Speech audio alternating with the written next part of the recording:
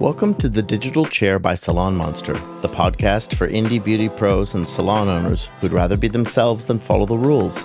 I'm your host, Liam, and this week we'll be talking with Kristin Rankin, founder of Dress Code Project and co-owner of Fox & Jane's Salon, about inclusive consultations, non-gendered menus, and safer space standards.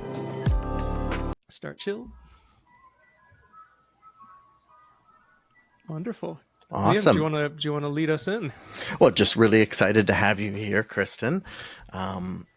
We've been wanting to do this a little chat for quite some time, and we've finally gotten around to it. So thank you so much for joining us. Yeah, thanks for having me. Can you tell us a little bit about yourself and where you're from? Yes, my name is Kristin Rankin. I use they, them pronouns. I am a hairstylist from Toronto, Canada, and I am also the founder of a not-for-profit called the Dress Code Project that helps salons and hairstylists create gender-affirming hair spaces to give clients that identify outside of the traditional gender binary space and celebration within salon spaces. Love that. Thank you. Yeah, we're huge fans of the work you do and just so appreciative of what you're doing in the community. Thank you so much. So, how'd you get into hairdressing? I did not want to be a hairstylist at all. Me too. Yeah, and my mom was a hairstylist. She finished high school early and then went to hair school. It was like called Bruno's Hair Academy or something like that. And she went there and she became a hairstylist. She was a hairstylist for 44 years before she retired. And I spent a lot of time in salons when I was young because I had to go there after school and wait for her to finish.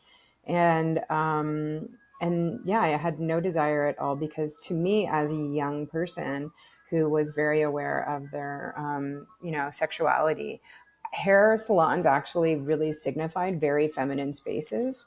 And as someone who early in my life recognized the feeling that I did not feel feminine or want to be seen as feminine, not knowing what that fully meant at the time, I really knew that I didn't like that. So I thought, oh, this makes me feel like a girl and I don't love that. So as I got older, I actually went to school for something else. And then when I realized that wasn't the career for me, I took some time off and just worked whatever job and did not want to work a whatever job at all. Those whatever jobs are just so sobering, right? You're like, oh, right, this is awful. Let me figure out my life. And then I was talking to my mom and she was like, why don't you just do hair? You're creative. And, and I was still sort of about it, decided to go to school, sat in school for the first day and thought, what am I doing? This is ridiculous. And then ended up, really excelling and loving it.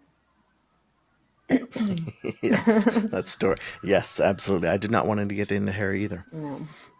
And here we are. It was really in your blood, wasn't it? It was. My mom. Yeah, my mom was like, she was a great stylist. And she was like one of those stylists that had those clients that she'd had for 20 years already. And they came every week, to get once a month, they would get their perm. And every week they would get their set and their blowout and their hairspray. And yeah, it was one and of that's those. So interesting because you really found the spaces that existed then quite alienating.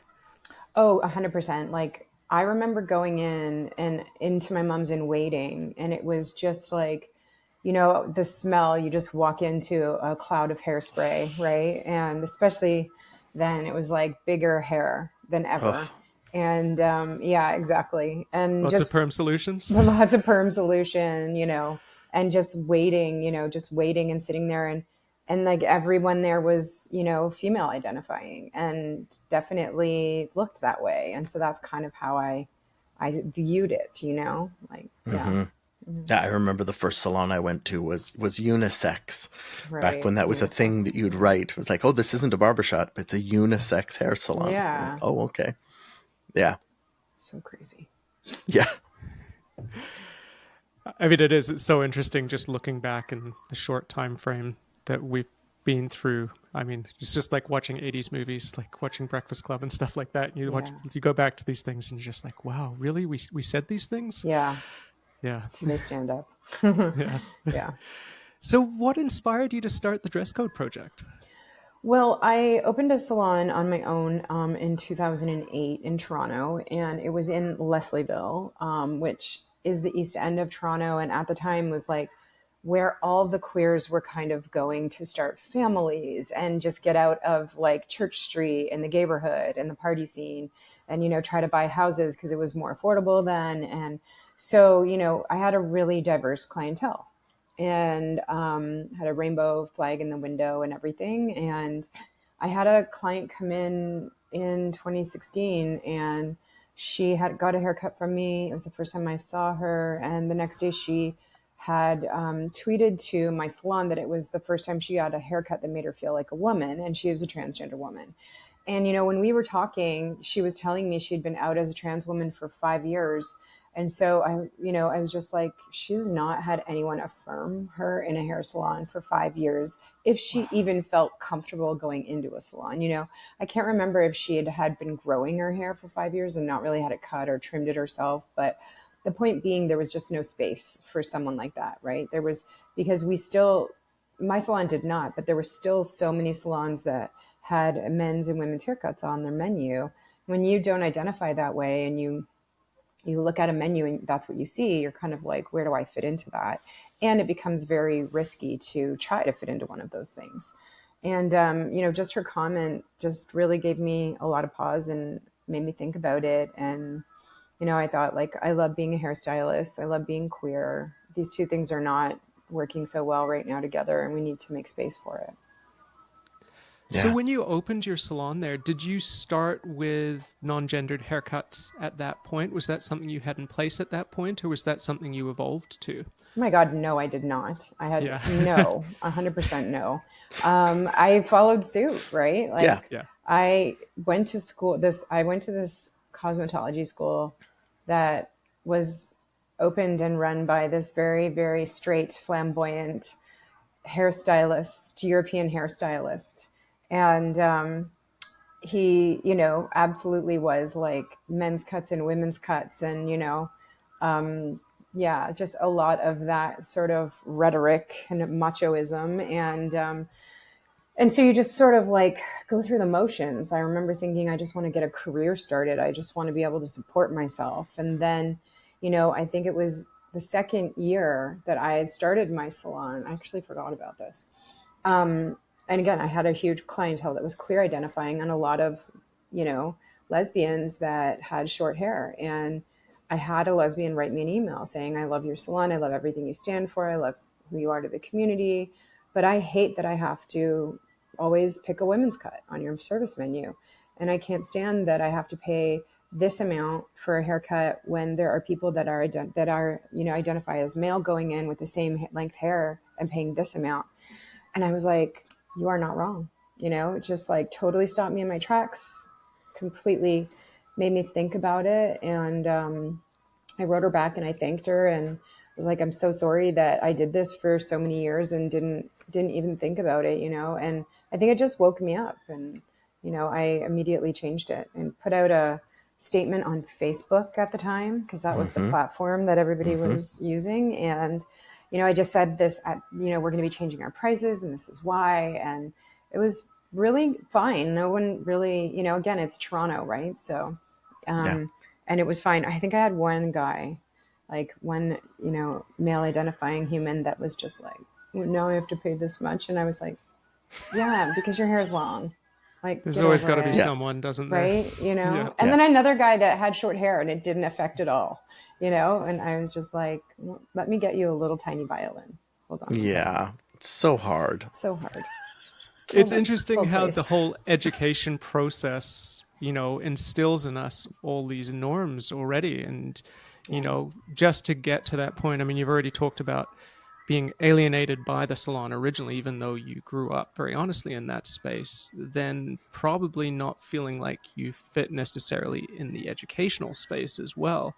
It probably took a bit of fortitude to actually even get through the processes of opening your own place. And there already been so much male-oriented systems that you had to get through just to get to that end goal there. It's so well said, Stephen. It's really true.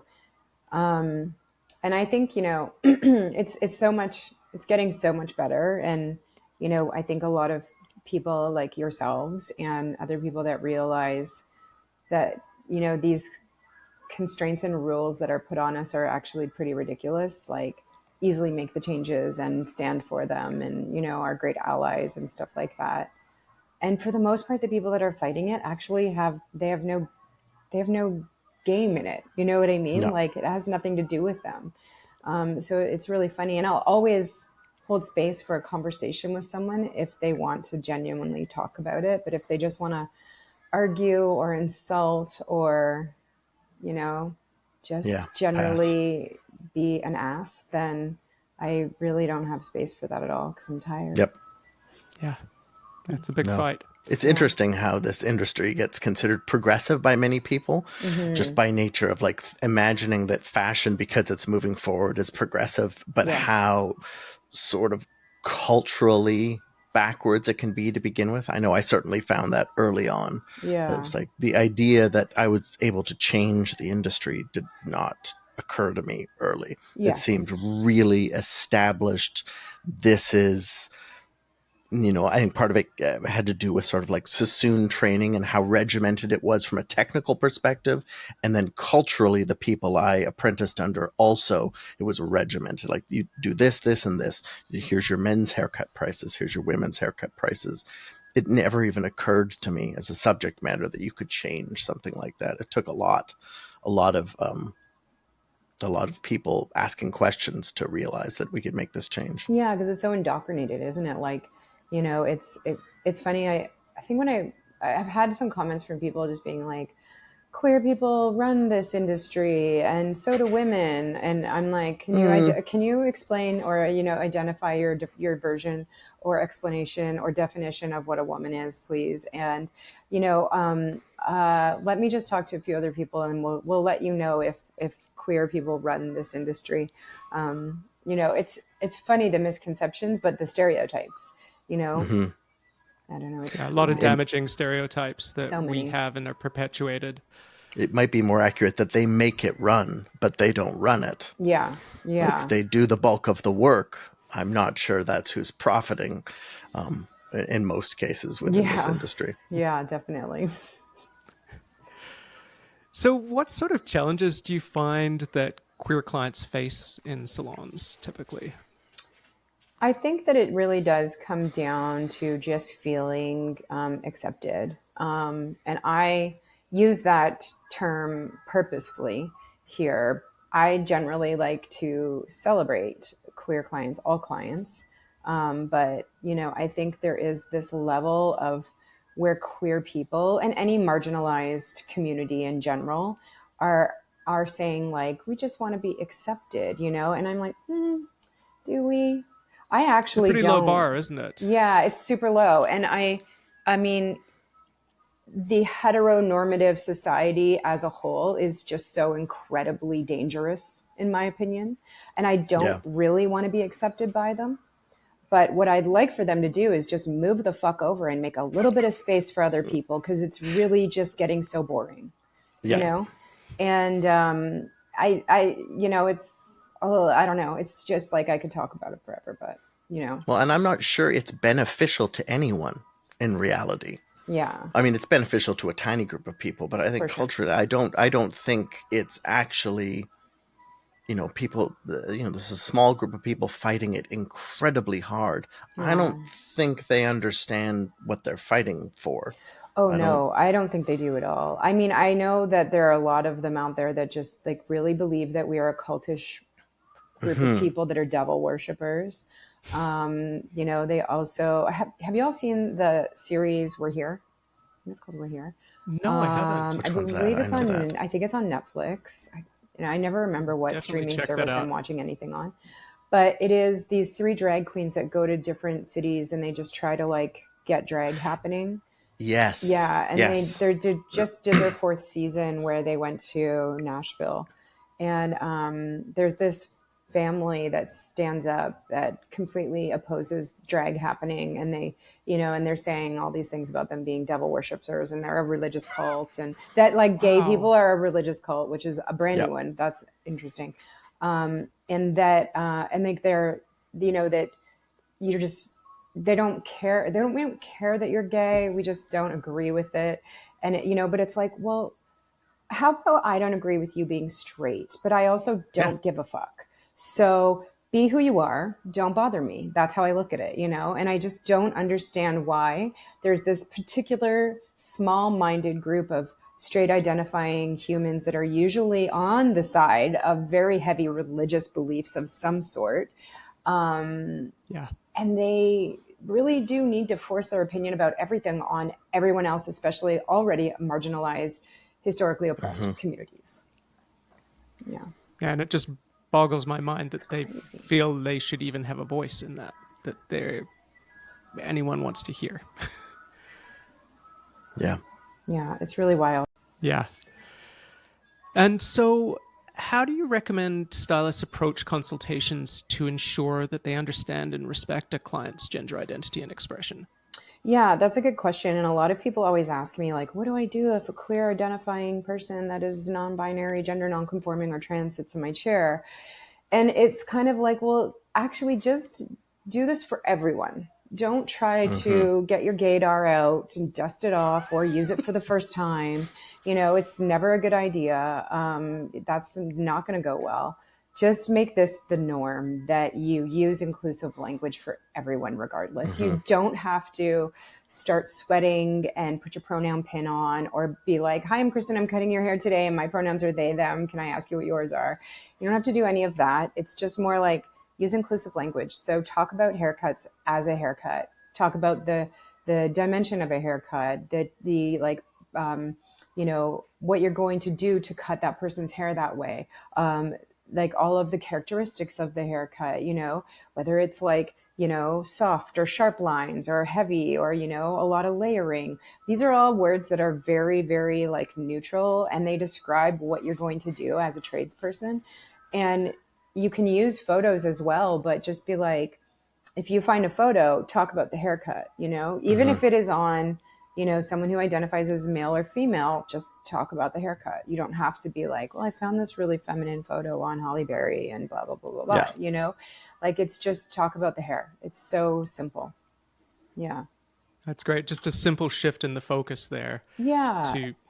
And try to be cognizant of like words that have been traditionally used as identifiers towards gender, so like instead of this haircut is really beautiful, or I mean, I don't know anybody that would say this haircut is so sexy. No.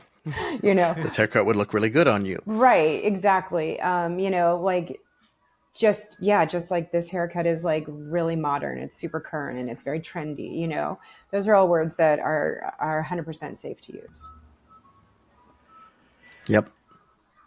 I'm just laughing in my head of like someone saying this haircut is so sexy and not really knowing the client really well, and that becoming such an HR issue.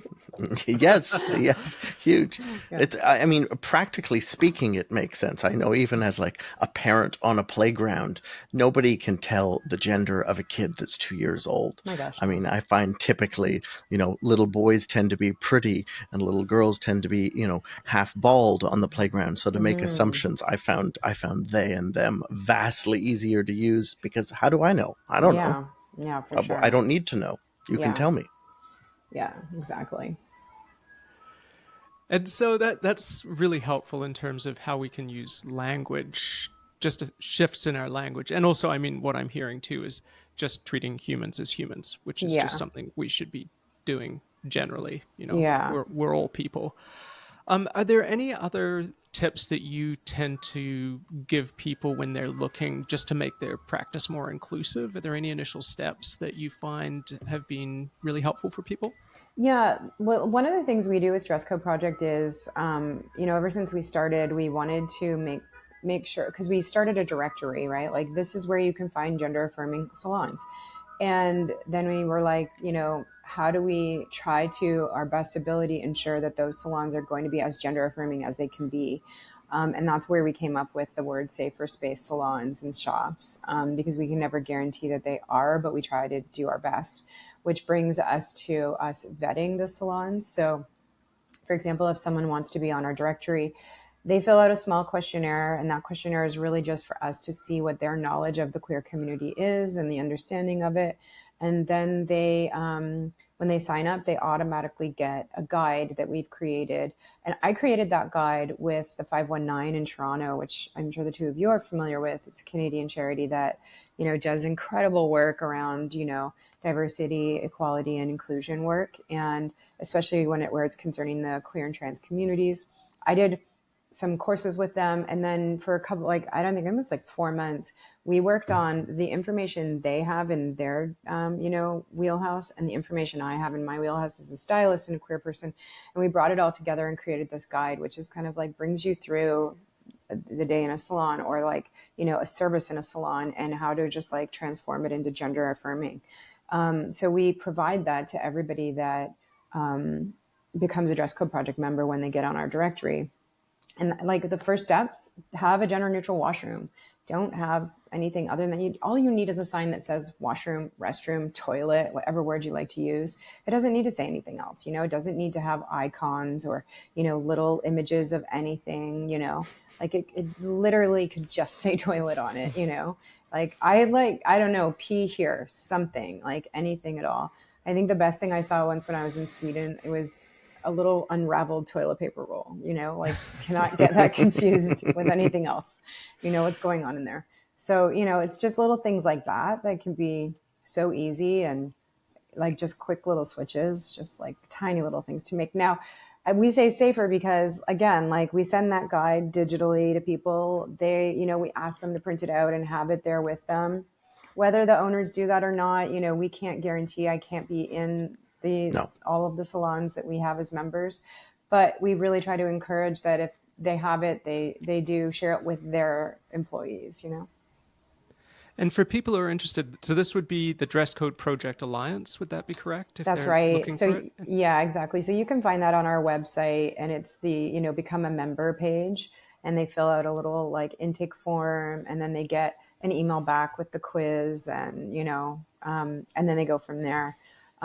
We charge people a mere $200 for the year to keep them accountable. Because when I first started this, I was just I just want all of the salons to do this. But I started to find that because people weren't paying any money, because money is the one sure thing that makes people accountable, even if it's $3, that they are going to message you and be where is my guide? I gave you my $3, and it holds them accountable. So we were finding before, when we weren't doing that, people were just yeah, we'll be part of that, and then doing nothing. So we're let's charge them as little as possible, but still enough to allow us to still do what we're trying to do. And we need you to have the resources to be able to continue this work too. We need this to be sustainable, which I think is really important. Thank you. I mean, it's really funny. A lot of people don't really understand that. It's really an eye-opener these days it's funny, sometimes I'm people just think that I was put here to just do this, and without stopping, without any, whether it matters or not, if I'm spending my own personal money that I make working my own job, because I don't get paid to do the Dress Code Project. And I, as a person who founds something, I think there's this gigantic misconception that you have limitless resources in every single way possible. And it's just not true. I work a regular job where I work about 60 hours a week on my own, as the two of you know, I'm sure, doing what you do. And, and then you try to do the best that you can, and it's still never enough for people. And it's fine. I've come to terms with it, and I'm honestly too fucking old to care. But, it's just one of those things where it's if you think you can do a better job, please, my friend, step up. Or better yet, why don't we try to do this together? Yeah, absolutely. Yeah. And two, what's great about the Dress Code Project Alliance, we're talking about this from a salon membership side here, but this is also a resource that people can go to your website and locate salons that are safer spaces. Yes. Yeah. And that really is the big thing for me, is that, if you're someone, what it used to be that you'd walk by a salon and that's how you would hear about it, and you'd have to walk in to get information, right?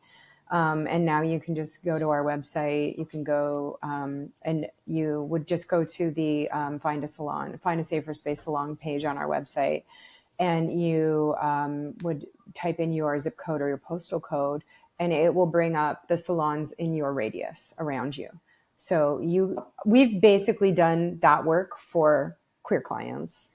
that are looking for gender affirming hair spaces. What that is saying is that they've been vetted by us.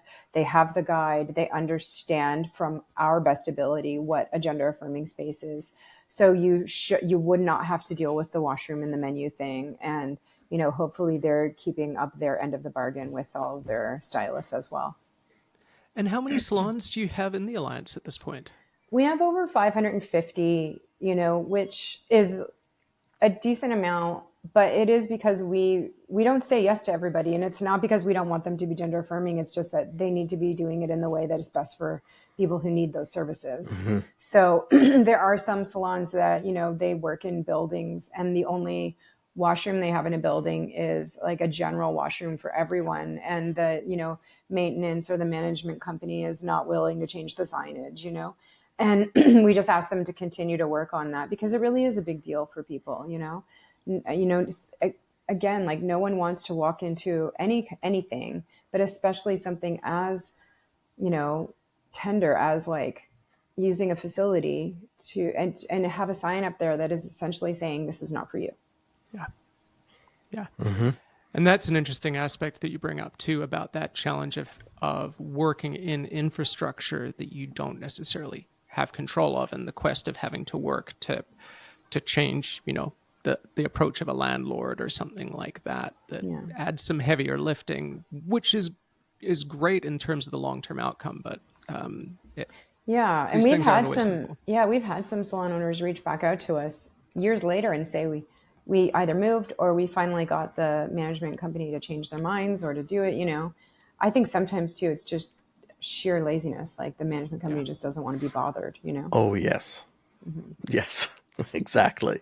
Yeah. The last time I was renting a chair, when you formed the dress code project, and I had first heard about you and was interested in getting the shop I was at involved.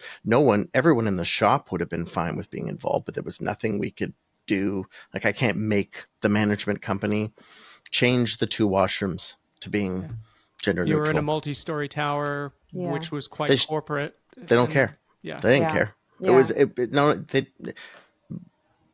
They couldn't have brushed it off quicker. It wasn't even a subject matter they were interested in discussing. Yeah. I would argue they didn't even know what the question was, probably, in reality. But yeah.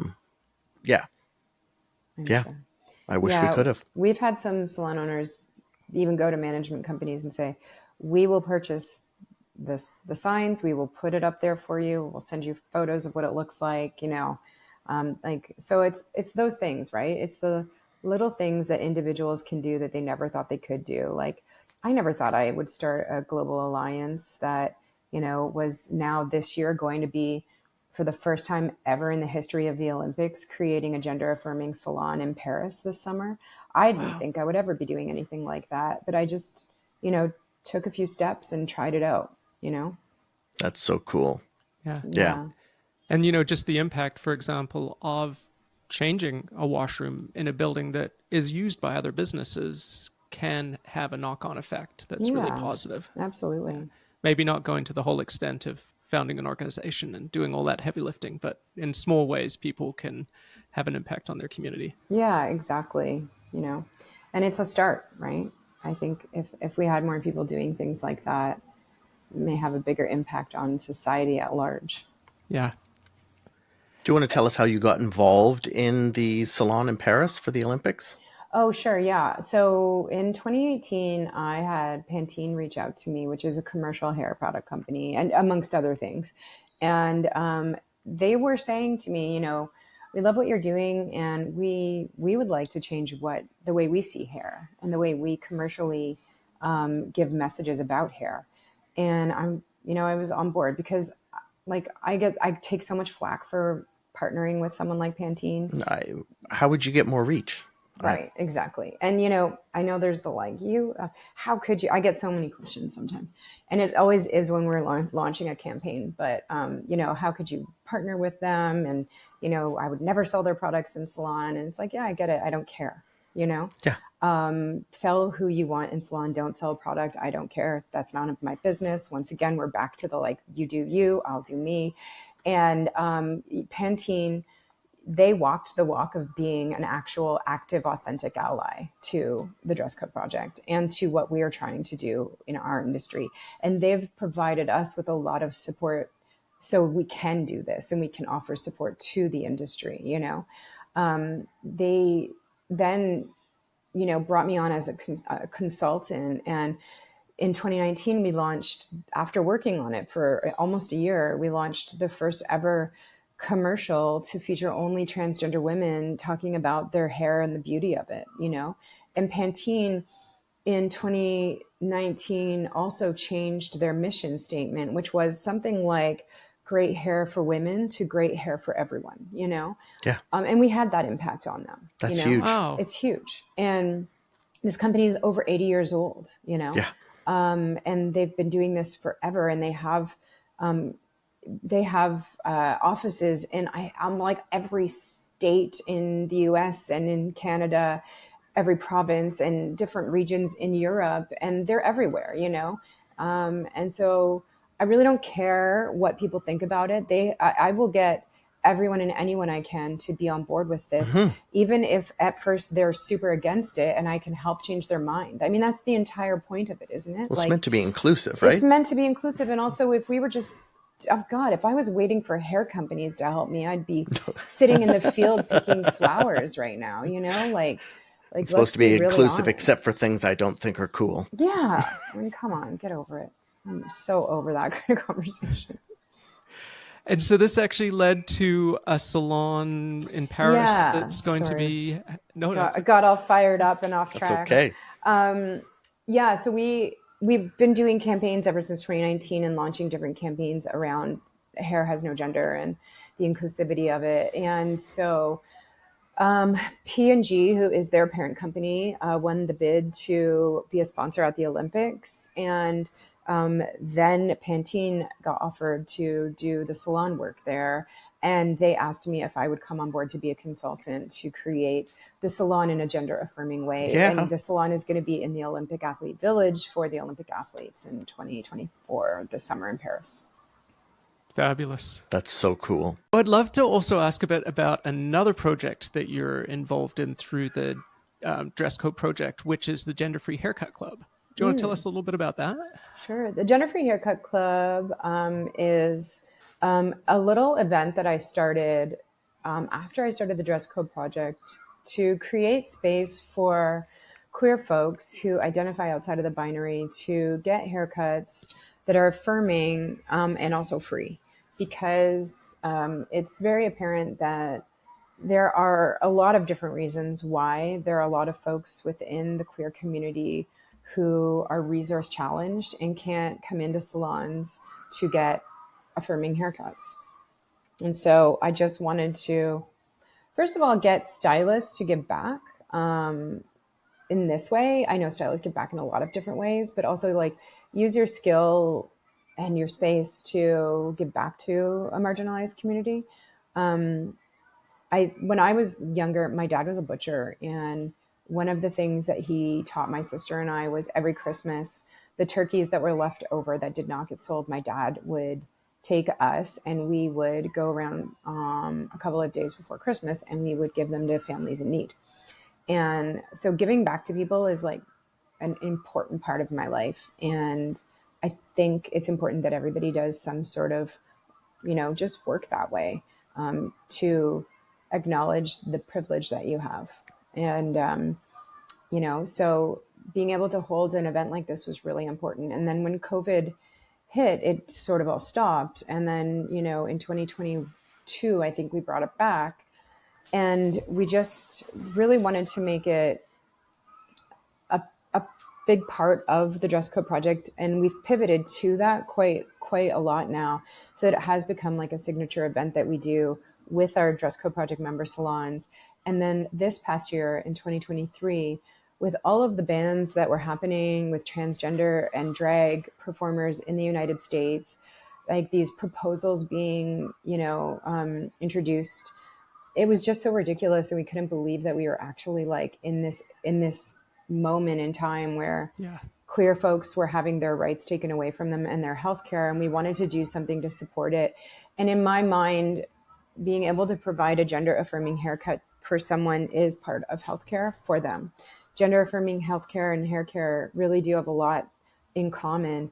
When you are able to see someone, which I've done so many times now, have their very first haircut that affirms their gender, it's so life-changing for them. And you can see that happen. And it has so much to do with their mental wellness and health. And, being able to see yourself for the first time, the way you kind of picture yourself in your head, is a really big step in providing like a healthy environment for someone, and potentially their first step in transitioning in one way or another. And it's also a step that is gentler. It's an easier, like first step rather than a big leap. And, so we wanted to be able to provide that for people, especially in states where these bans were happening. So we decided to create the Gender-Free Haircut Club Hair Tour. It's actually the t-shirt that I'm wearing right now. Love it. Nice. And we tried to make it like a band tour, like you were going on tour with AC/DC back in the day or something like that. And we just created this hair tour around southern cities that we knew were having problems, and having situations with these bans. And it was really fun, and it was really great. It was such a celebration. We had drag queens there, even in states where they were not supposed to be. And we had like queer vendors selling their things, and DJs and tattoo artists at some of them. It was really, really fun. And so now it's kind of become like a really signature thing that we do. And we're just starting the planning for the 2024 hair tour. And we put out a little like, anybody want us to come to their city and do this? And we had like a really overwhelming amount of people that want us to come there. So now we're just going to be picking the places that we really would like to go and support, and setting up our 2024 hair tour. We're kicking it off on June 21st here in New York. And then we're going to go from there. Incredible. And for stylists and salons who are interested in participating, how could they find out more about this? They can actually just fill out one of our intake forms if they wanted to, and just say they'd like to be a part of the Gender-Free Haircut Club Hair Tour 2024. They can reach out to us on Instagram as well. Our Instagram account is, our handle is at the Dress Code Project. They can just send us a message. And you'll hear back from us at some point. We will get back to you about the planning of things. We just have to organize it all. Yeah. It all takes a lot of work. It's incredibly exciting. It sounds like it's going to be an incredible tour this year. Yeah, I'm looking forward to it. Now, we've talked quite a bit today sort of about looking after clients and providing safe spaces for them. But I'd love to sort of pivot a little bit and sort of talk about creating spaces that support stylists and, the challenges that queer stylists actually face as well in the industry, and any insights or guidance that you have on that. Yeah, I mean, I think that all of this applies to everyone. We certainly did, organically make it from the perspective of creating safer spaces for people to get haircuts in. However, I think it just naturally evolved to apply to staff that's working there as well. Because it used to be that when I was a little less busy and had more energy and, more financial support, I was traveling to salons and personally going in and educating groups of people at the salons. And it was really amazing the feedback that I would get, even just in the discussions of people saying like they would stand up to talk to me and they would announce like, I am a queer identifying stylist, and this has just been really awesome because it also, it just brings about a whole amount of awareness for everyone. And I think that in a sense it validated, what they're doing and the work they're doing in the industry as well. And I think it helped them feel seen and visible to their employers. And I think it just applied to everyone. Yeah, that makes sense. Yeah. And so what are your future goals for the Dress Code Project? Do you have any plans to expand at this point? Obviously, this is quite an undertaking already to manage and maintain. Where do you see this going in the future? As someone and any business sole proprietor human that is doing any kind of work, whether it's for profit or not, knows that not only is it night and day and waking you up in your sleep, when you don't want to be but it's also changing all the time. And, your plans are constantly not your own. And they can completely just change direction regardless of how you feel or what you want to do. And right now, where I'm finding the dress code project to be is a place where, I think we need a little bit of grounding. I have honestly felt like I'm setting up boundaries is what I'm doing, Yep. I think there are a lot of people out there that have caught on to all of this, and they are doing so much work in their own salons, in their own communities, in their own neighborhoods to get this message out there. And we are really trying to focus on supporting them. So the Gender Free Haircut Club hair tour is really going to go to folks like that are doing the work, so that we can come there and not just support them, but celebrate them and the work that they're doing on their own. And we're going to be looking at education a little differently as well, because, being able to maintain all of that and travel to these different places, it's just not realistic. I don't have a sugar daddy, mama, or anything in between genders that just gives me an unlimited purse or money tree. So, it's definitely one of those things where you have to be realistic and,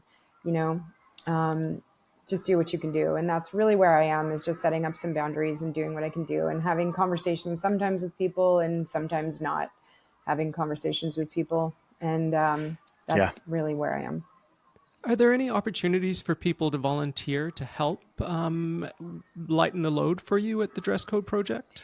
That's like a really beautiful idea and concept. And again, this comes down to accountability, right? And I know that people out there really, really have good hearts and they want to do the things. But every time I've been approached for that, it requires me to have like more brain power and think of something new and different to create, to make that happen. Yeah. And I just like a month ago, maybe took a little flack. Someone was saying that I was virtue signaling, that I promised all this education and didn't come through with it. And hey, maybe you're right a tiny bit, because I couldn't be in, 10 different places at once. And I just didn't have the money to constantly fund flying out to different places to be there for you. But I definitely did the work to provide a guide and a handbook that you get when you do sign up, and really asked people to then be accountable for it. And then, meet me halfway and do the work. And, I guess that wasn't enough to this person. And I reached out to them and I was like, I think, what you're saying is unfair, but I would like to have a conversation if you're wanting to have a conversation and not just argue with me. And, this person was also doing like some work that actually looks really amazing. It looks really lovely, and definitely want to credit them for that. So I was just like, how about we try to work together? Because I would love that. And I think what is more to the point is, like, especially in the queer community, let's support each other. Let's not like try to just call each other out or, cancel, or I think the kids are calling it putting it on blast. Like, let's just not do any of that stuff I don't think you need to tear someone else down in order to like build yourself up. You know what I mean? I think we can all do it at the same time and do it differently if we are doing it differently. And then come together and take those beautiful parts of how we're doing things so differently and make them work together, So that's kind of where I am with a few people right now, and just trying to have that happen. I work my ass off all the time. I'm a Gen Xer. Yeah. That's what we're used to. We were told not to come in before the street lights came on, because, you should be out there doing your own thing, hustling, That was exactly when I was meant to go in. Yeah. Like it was literally rules. When the house lights come on, you can come inside, Yeah. And I had to start working at 13, and it's not a fiddle. I don't need you to have the violin out, and it's not a pity thing. It's a pride thing. I'm super lucky that my parents made me do all those things, because it taught me fortitude and how to hustle and how to keep getting up when people try to put you down and keep working, And so that's gift of resilience. Yeah, exactly. It does make you very resilient. And I hope that these things are passed on to people. And I hope that the people that want to do the work continue to do it. And I hope that they reach out to me and say, I don't want to tear what you're doing down, but I would love to do something with you. And also let me meet you halfway and let me be accountable for it. And let me help you figure out some things. Because I do feel like I'm always coming up with ideas. And when people reach out to me, they're always like, okay, so what should we do? And I'm like, I don't know. What do you think we should do? Yeah. Take some direction there. And, the more we can all work together to lift all ships and be supportive of all the efforts that are going on, as you say, not taking down other people. This is about trying to create a positive outcome universally. Exactly. It's exactly what it is. Let's just build each other up and let's support each other. And, the funny thing too is I think a lot of people that are into putting people on blast and queer culture or cancel culture and stuff like that, it's because they do think that they haven't had a platform, and sometimes I don't even think they realize that that's what they're doing. But I have a lot of friends in the industry that are doing similar things in different ways about different subjects. And they always get put on blast, always, I feel like we should have a little blast committee of a little round circle of once a month we get together and who hit you up this month to put you on blast, and it's always the same people. And the thing I notice is that it's always smaller groups, smaller organizations that are trying to make a difference. It's so rare that I see people put any of these bigger organizations on blast. And it's mostly because those organizations don't care. They're like, say what you want. They don't have to. Don't affect us, And it's really kind of unfortunate, that's where we're going, instead of saying hey, I see something you're doing and I was wondering if I could add to that. Yeah.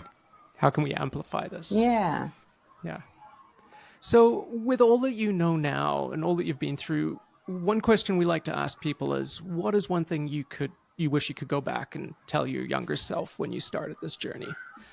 Is there anything that you'd share with a younger you?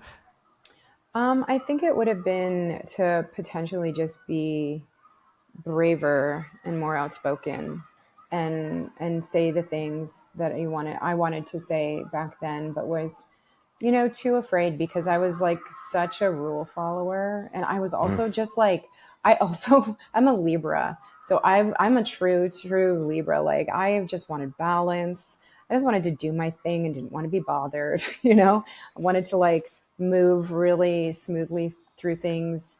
And so I think I chose my battles when I felt like I needed them, but I wish I would have chose more battles, because I think now we know that it really is unfortunate. But the case is if you are someone who doesn't speak up, then you're part of the problem, right?